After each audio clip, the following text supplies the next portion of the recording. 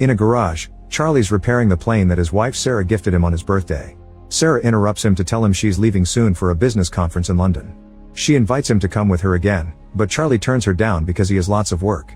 Sometime later, Charlie arrives at the CIA headquarters.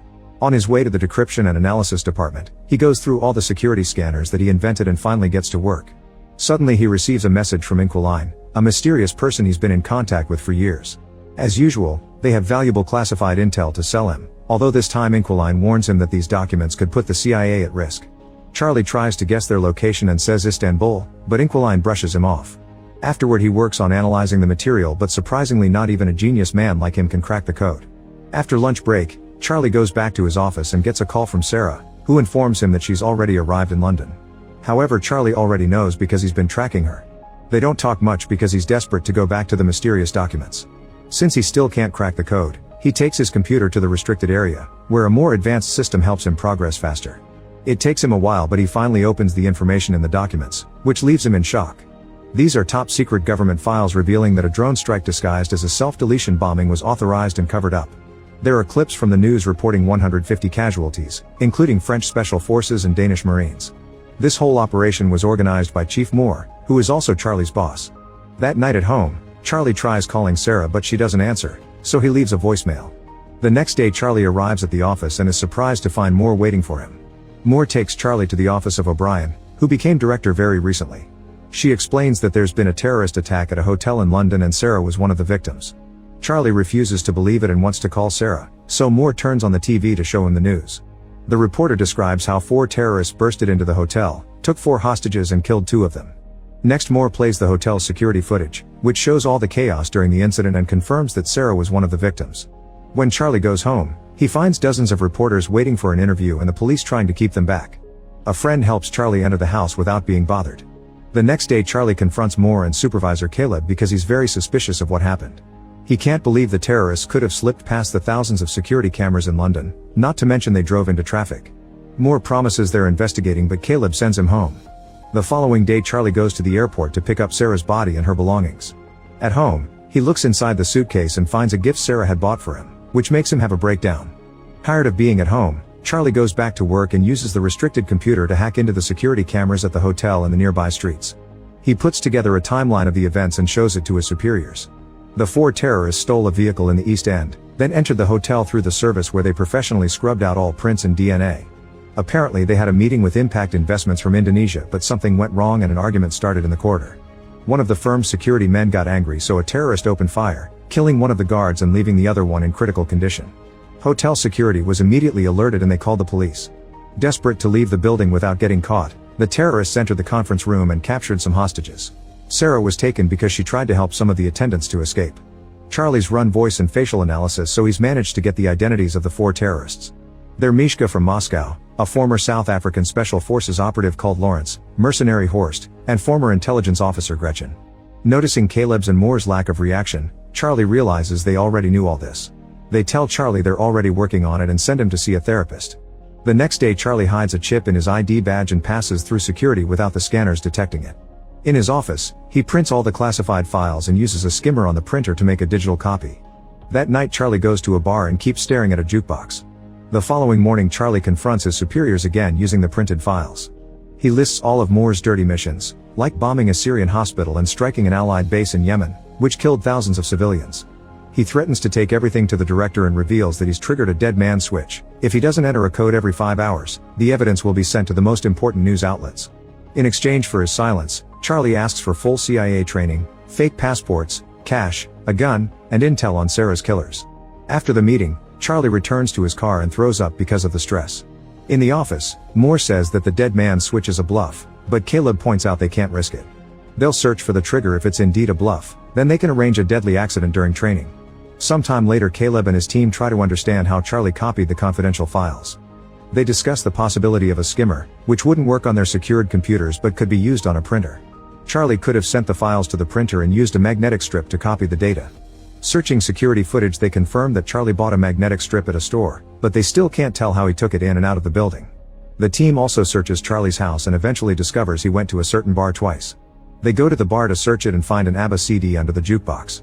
Caleb chooses that CD in the jukebox catalog and only noise can be heard, so they take out the CD that Charlie left behind. Meanwhile, Charlie arrives at a CIA training facility, where he's welcomed by Colonel Henderson. They start at the shooting range, but unfortunately Charlie isn't a good shooter. He needs to get really close to the target to shoot the right spot. However, when it comes to making bombs, Charlie works outstandingly fast, impressing Henderson. Next, Charlie needs to learn his new identity, so Henderson harasses him and throws him around so Charlie can still recite his new information even under pressure. Lastly, they get the new passports done. That night, Henderson goes to Charlie's room and tells him he isn't a killer, but Charlie insists he wants justice. Then Henderson pulls out a gun and gives it to Charlie, asking him to aim at his chest. Charlie's hands won't stop shaking and he ends up lowering the gun. At the office, the agents spend several hours decrypting the information in the CD until they discover that Charlie had been bluffing about the dead man's switch. They immediately inform their superiors, unaware that Charlie is spying on them. It turns out that the chip he hid on his badge was actually a bug that he planted on the files he gave to his bosses. Moore immediately calls Henderson and tells him to arrest Charlie, however he's already escaped. After hanging up, Moore finally sees the bug on the files and talks to Charlie directly to tell him this is treason. Charlie gets rid of his earpiece before boarding a plane. Once Charlie reaches London, he goes through customs and starts making his way to Paris. His fake passport appears in the CIA's computer, so Moore sends Henderson after him. In Paris, Charlie rents a hotel room near the restaurant where Gretchen is frequently seen. Eventually she shows up and is close enough for him to start tracking her phone. Charlie then spends the day outside Gretchen's building and waits until she's gone. When a tenant comes out, he uses the chance to get inside. Then he follows an online video to pick the lock of Gretchen's place. Charlie begins searching the apartment and takes pictures of Gretchen's schedule. He also finds a gun in a drawer, so he decides to keep it. At that moment his tracker warns him that Gretchen is coming back, so he rushes to the stairs to wait for her. However, when she finally comes home, he can't pull the trigger. Feeling disappointed, he rushes back to the hotel and pretends Sarah is waiting for him. After calming down, he takes a close look at the pictures and learns that Gretchen has been going to the hospital often. Hacking into her health history reveals she has allergies. The next morning, Charlie buys tons of flowers. Then he waits at the cafe until he sees Gretchen and follows her to the hospital. Gretchen is going through some tests, but the doctor notices that the computer screen is malfunctioning, so he leaves the room to request help. Charlie comes in dressed as a doctor and locks Gretchen inside the machine. She starts to panic, but Charlie ignores her while filling the chamber with pollen. The doctor and a nurse hear the noise, but the door is locked too. Gretchen starts to get weak because of her allergies, and Charlie says he'll help if she tells him where to find Horst, since he's the one who shot Sarah. The allergies don't let Gretchen talk, so Charlie opens the chamber, only for Gretchen to push him against the desk. They start fighting all over the room, throwing each other against every piece of furniture. Charlie takes out his gun, but Gretchen brings him down and opens the door to finally run away. A desperate Charlie follows her to the street, but before he can shoot, Gretchen is struck by a car.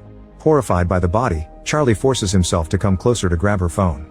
Then he runs away and throws the lab coat in the trash. At the hotel, he washes off all the blood and packs his things. That night he goes to the bus station and buys a ticket for Marseille. Soon the news of Gretchen's death reaches the CIA. O'Brien questions more about this, and he only says that Gretchen appears to have been killed by one of their own. That night Charlie goes to a bar and drinks a lot to drown the guilt he feels over Gretchen's death. He thinks he sees Sarah dancing, but a closer look reveals it's a woman that looks like her. Then Charlie notices Henderson approaching him and panics. He pushes people until he manages to leave the bar and runs through the streets until he finds a different bar to hide in. Henderson follows him there too, so Charlie rushes to the bathroom and locks the door. Unfortunately, there are no windows here, so Charlie has no choice but to come out. He joins Henderson at the bar and learns that he found him by tracking Gretchen's phone. After a short chat, Charlie reveals a timer on his phone and runs out before a bomb explodes in the bathroom. Chaos takes over the bar and Henderson loses sight of Charlie. The tracker on his phone doesn't work anymore either. The next morning Charlie contacts the Inquiline to get their help and leaves on a cargo plane to Turkey. In Istanbul, he goes to a restaurant and texts Inquiline. Noticing a man's phone ringing, he tries to approach him but is blocked by a woman who tells him to check his phone. Then Charlie leaves the restaurant and the woman approaches him again, confirming she's Inquiline. She already knows about his wife, so she makes him hide his hat and backpack in a shopping bag. Inquiline wants him to pretend to shop for a while and meet him at a garage. Moments later Charlie meets with her again and she drives him to her home. During the trip Inquiline shares that she became a hacker 6 years ago after her husband died. He was a CIA asset and worked for Russian intelligence. In fact, he was the original Inquiline and taught her everything. The official story says he accidentally fell from a window. When they reach her home, Inquiline says this is the only place she's managed to stay longer than 3 years and admits she's tired of running. If the Russians ever come for her, she has a gun to self-delete. Then they start talking about the case. Horst is the leader in charge of hiring mercenaries for more. Lawrence is an arms dealer, so Inquiline volunteers to pose as an arms seller to contact him. Lastly, there's Mishka, who travels frequently and posts everything online. They inspect the pictures closely and find a woman with him. Facial recognition takes them to her Instagram account and they confirm she's in Spain. The next day, Caleb tells his team to keep eyes on the terrorist to find Charlie. O'Brien meets with Moore and tells him she wants him to stop running Black Ops without her authorization. Moore says her predecessor gave him the same speech, so he'll tell her the same thing he said then. She has his full support. After the meeting, O'Brien gets in her car and her assistant shows her a picture of Henderson in Spain. It's confirmed that Moore sent him, so O'Brien sends one of her own agents after him. Meanwhile, Charlie and Inquiline find Mishka by hacking into a hotel's security cameras.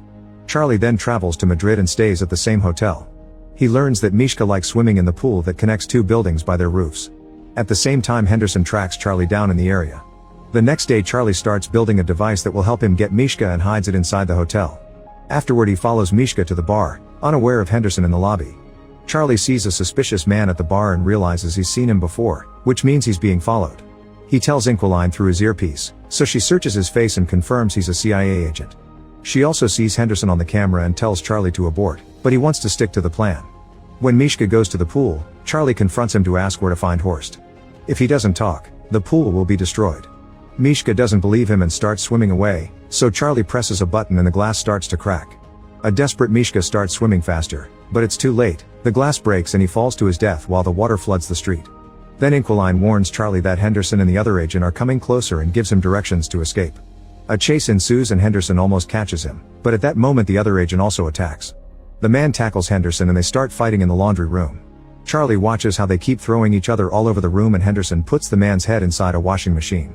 The agent pulls out a gun and shoots Henderson, only for him to steal the gun and shoot him back. Then Charlie comes inside and wonders if he should help them, but Inquiline reminds him to run away. The next day, O'Brien brings Moore to her office and asks about Charlie. Moore says he's on bereavement leave and she lets him go before revealing she's got footage from the hotel. Meanwhile, Caleb and his team look at the same footage and realize Charlie had help. They look at Charlie's encrypted chats and finally find the messages from Inquiline. After a long search, they discover the file of the dead agent known as Inquiline and guess that his wife must have taken over. That night, Charlie and Inquiline agree to sleep next to each other just for company. However, they're woken up by Inquiline's bird screeching and they see a bunch of agents approaching on the security cameras. The duo immediately runs through a hidden tunnel in the wall and as they make their way out, Charlie sees a drone in the sky. By sneaking into another building, the duo manages to keep going and leaves the neighborhood right before the agents storm into the house. The computer is already deleting all the files, so there's nothing left for them. After running down the beach, the duo gets to Inquiline's car and they're seen by the drone. Soon the agents come after them with open fire, even following them on a boat. After a long chase, the agents manage to damage the car enough to make it stop and Inquiline is mortally wounded. Charlie has no choice but to push the body to the other seat and take over the wheel so he can keep driving until he finally loses his pursuers. Later, he leaves the car in the garage and kisses Inquiline goodbye. The next day, Charlie contacts Lawrence and pretends to be an arms dealer to arrange a meeting. Then Charlie buys new electronics and travels to Romania. In an abandoned building, he records his own face and hacks a security feed in Berlin. Now the CIA thinks he's in Berlin and sends their people there. When Lawrence finally arrives, he finds a ringing phone on a chair. Charlie tells him to look inside a box and Lawrence finds a bunch of bombs. If he moves, they'll detonate. As Lawrence notices a picture of Sarah in the box, Charlie appears behind him asking Horst's location and promising to deactivate the bombs if he cooperates.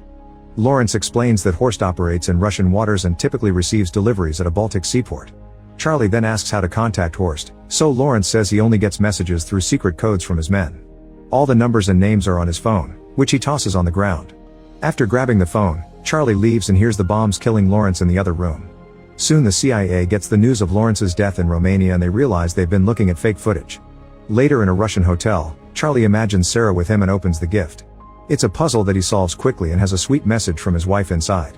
In the morning, he goes to the port and sees a suspicious vehicle. He sends the code to Horst's men and sees a guy by the suspicious car check his phone. He follows the man and takes pictures of his boat before leaving. After buying some tools, Charlie goes back to the hotel and tracks down the yacht that the boat belongs to by searching its registration number. He also studies the sea routes Horst might be using. In the morning, Charlie approaches the boat and someone knocks him out from behind, causing him to drop Sarah's puzzle. Charlie is taken to the yacht where he finally meets Horst, who found the bomb Charlie hid earlier. Horst has noticed that Charlie killed the others indirectly and thinks he's not capable of doing it face to face. He hands Charlie a gun and asks him to do it, but Charlie can't and puts the gun down. Suddenly the yacht starts turning into the opposite direction and the crew panics. Charlie reveals he's taken control of the yacht, which is CIA administered.